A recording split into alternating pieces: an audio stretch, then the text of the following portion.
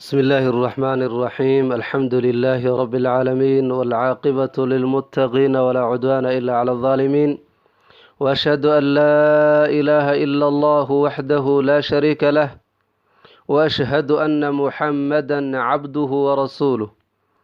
أما بعد الدرس 19 مسألة زيد وزينب أحبتي في الله waxaanu ku soo jirnay kitaabkeenii khulaasatu nuuri ilyaqiin fii siirati sayidi almursaliin waxaanu soo gaarnay darsiga 45aad ee kitaabkeenna waxaana dhexda kaga jirnay dhacdooyinkii dhacay sanadkii 5aad ee hijrada ayaynu dhexda kaga jirnay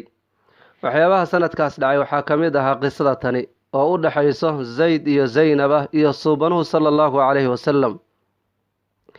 خطب الرسول صلى الله عليه وسلم النبي wuu doonay خطب wuu doonay weegow wuu khudbeeyay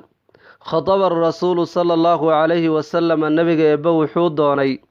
زينب gabadha leerada زينب بنت جحش ayuu doonay لزيد بن حارثة ayuuna u doonay فأبت way diiday inay guursato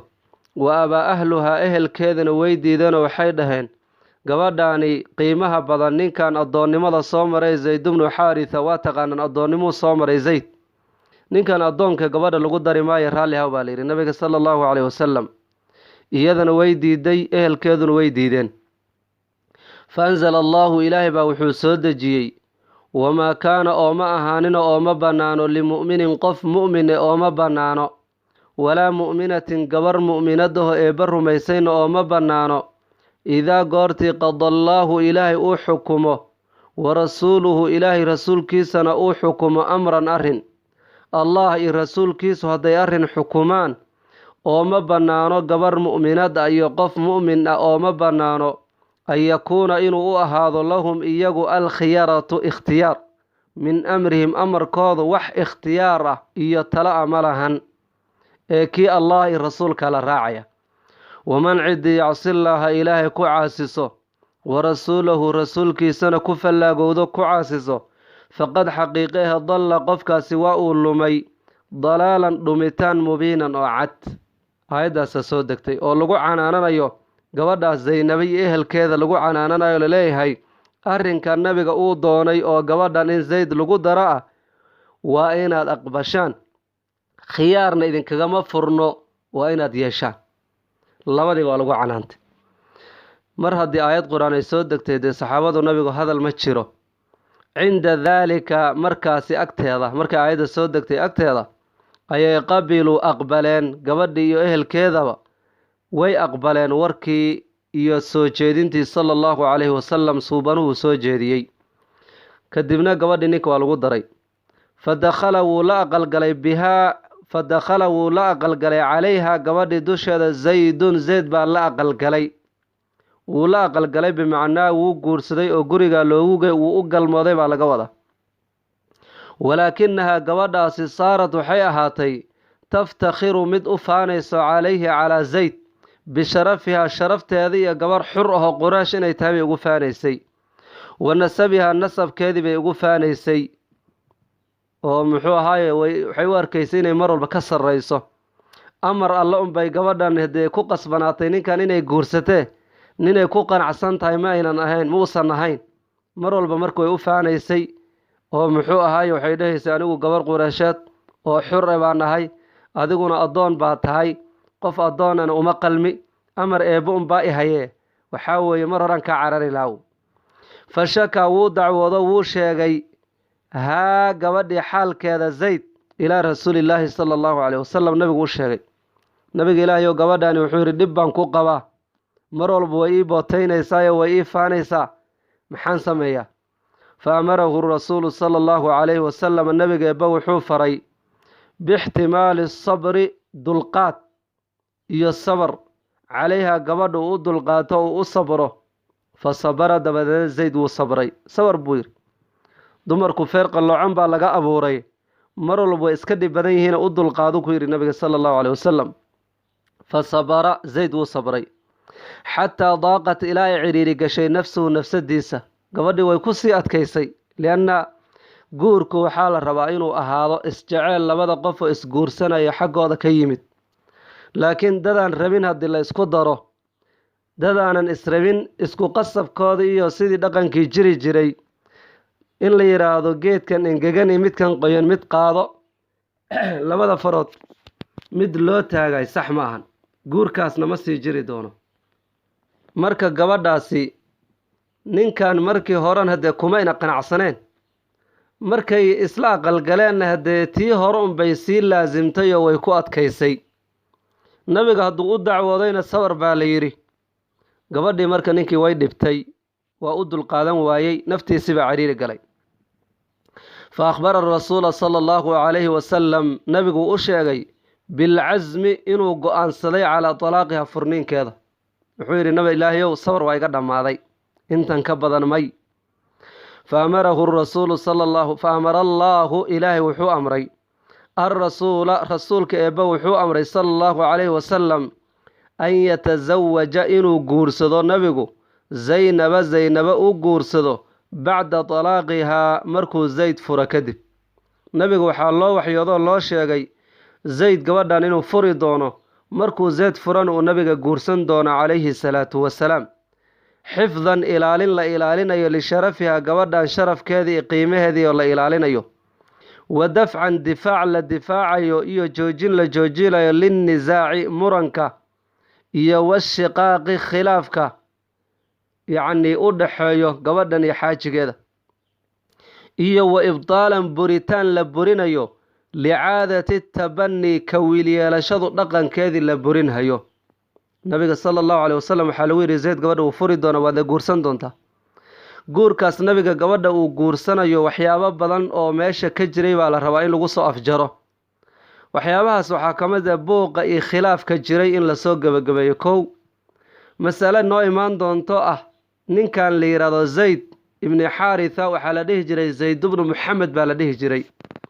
oo nabiga calayhi salaatu wasalaam baa wiil ka yeeshay. waana dhaqan xilligii hore jaahiliga jiri jiray, laakiin islaamka sidaan arki doonno uu buriyey. marka dee sida la yaqaane sharciga la yaqaano, wiilkaad adiga dhashay xaaskii uu guursado ma guursan kartid adiga hadduu furo ama uu ka dhinto. oo maxay tahay,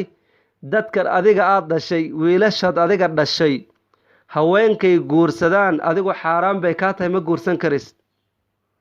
wakadaalika ilmahana waxaa xaaraam ka ah aabbahood gabaruu guursaday inay guursadaan waa xaaraam. walaa tankixuu maa nakaxa aabaa'ukum baa macnaha caddaynaysa.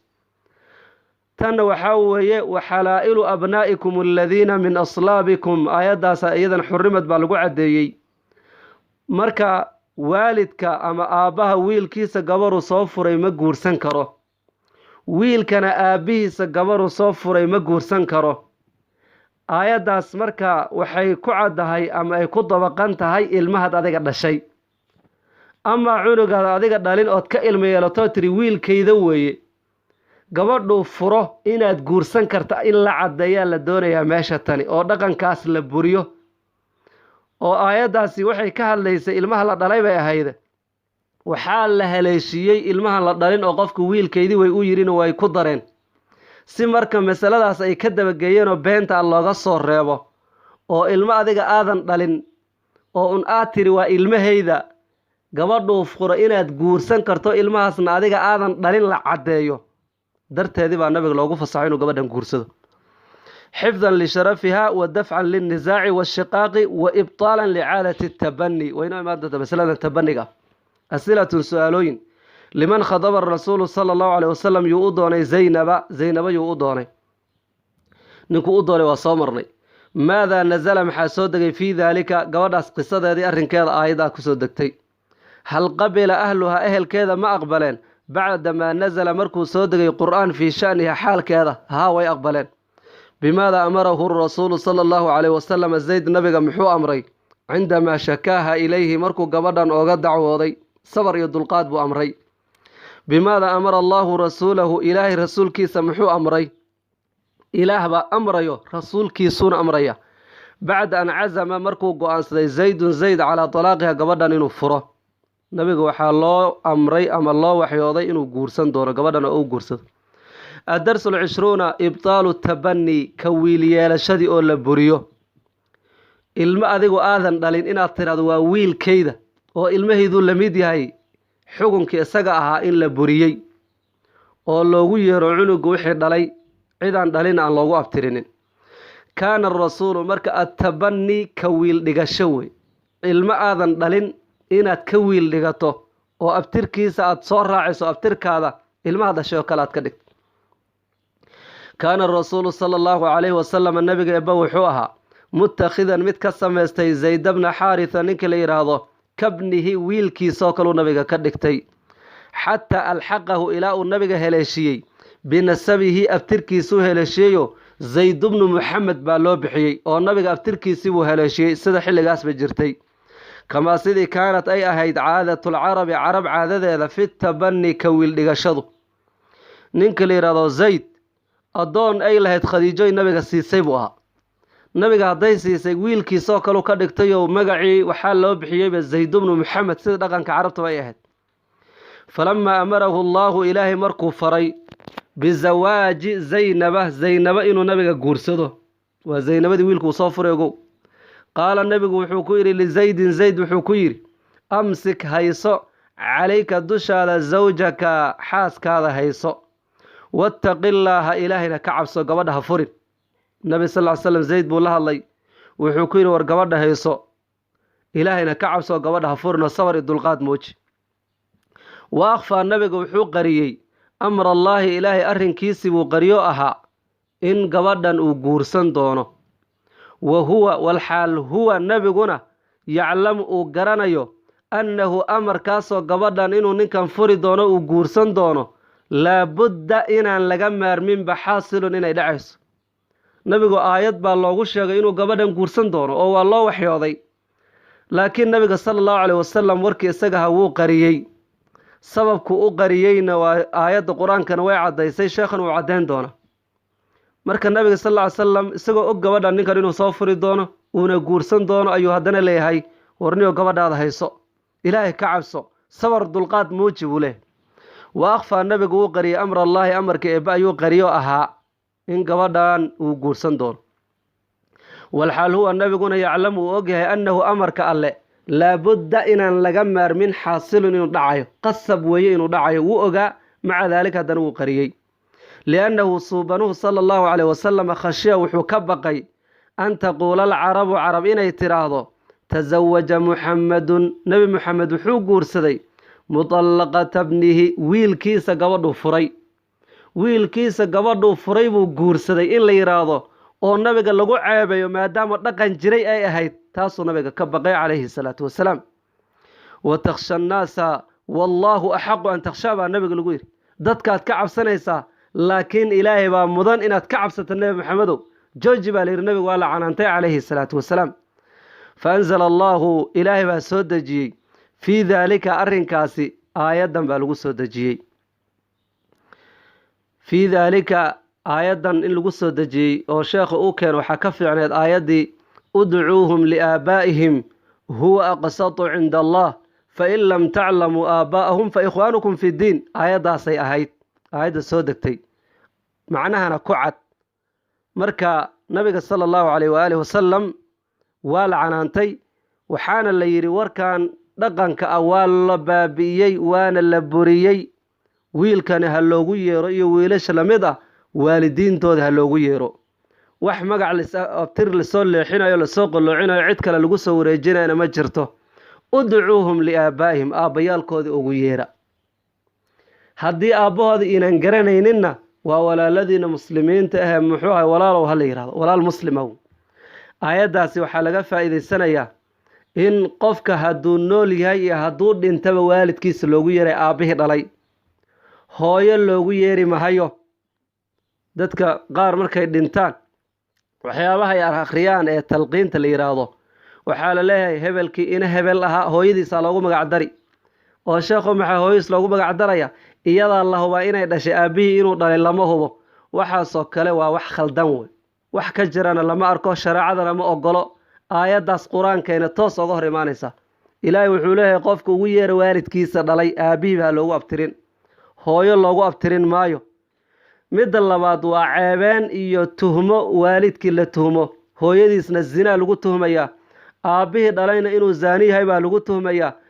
cunugaana inuu wecel yahay baa lagu tuhmayaa dunuub badan oo mutaraakimaha ka dhalanayso marka la yidhaha aabbihiis inuu dhalay lama hubay hooyadiisa loogu aftiriyo macnaheedu waxaa weye cunugan inuu wecel yahay baa loo qarinaya waxaas marka sharciga ma ogolo axaadiisana waa ku soo marnay aayaddan qur-aankana waxay ku caddahay qofka in waalidkiisa loogu yeero udcuuhum liaabaa'ihim buu ilahi leeyahy aabbayaalkooda ugu yeera marka inaad dhahday fulaan ibni fulaanata inaad dhahdahay waa jeebkaada wey axaadiistan waxaan ku soo marnay nabi sal ly slam wuxuu yidhi maalinka qiyaamo ninka qaadirka oo dhagarowga ahoo ballanbeenaalaha marka loo yeerayo waxaa la dhahayaa yaa fulaan ibnu fulaan fulaankii ina hebel hebel aha waa loo abtirinaya aabbihiisa loogu abtirinaya marka adigu haddii nabiga inuu sidaas leeyahay ilaahayna uu sidaas leeyahay warwadaad xagga iska dhig taasu ma shaqaynayso marka yaan lagu khaldamin in qof loogu yeero magaca hooyadiis aayaddan baa soo degtay marka aayadda hore waxay tilmaamaysaa waid taquulu liladii ancama allaahu calayh mar ka warran baa layidhi nabi maxamed oo aad ku dhehaysay ninkaad u nicmayso zayd ah wa ancamta caley ilaahay ninuu u nicmeeyo zayd ah adiguna aad u nicmaysood xuraysay maraad ku dhehaysay amsik calayka zawjaka xaaskaada hayso wattaqillaha niyow ilaahay ka cabso wa tukfii waxaad qarinaysay fii nafsika naftaada nabi maxamedow mallaahu mubdihi wuxuu ilaahay daahirin doono oo ah inaad gabadhan guursan doonto wa takhsha annaasa dadkaad ka baqaysay wallaahu axaqu an takhshaahu ilaahay baa mudan inaad ka cabsato ee jooji baa layidhi xishoodka iyo in wax lagaa sheego marka nabiga sal ly slam aayaddan baa soo degtay oo dhahayso nabiga sal ly slam markaas waa la buriyey udcuuhum liaabaa'ihim huwa aqsadu cinda allah waalidiintoodii ha loogu yeero sidaasayna cadaaladda ku jirtaa aayaddaasaa lagu buriyey wixii la dhihi jiray ilmaadan dhalin inaad abtirkooda soo qalloociso hada wabilaahi towfiiq wassalaamu calaykum waraxmat ullah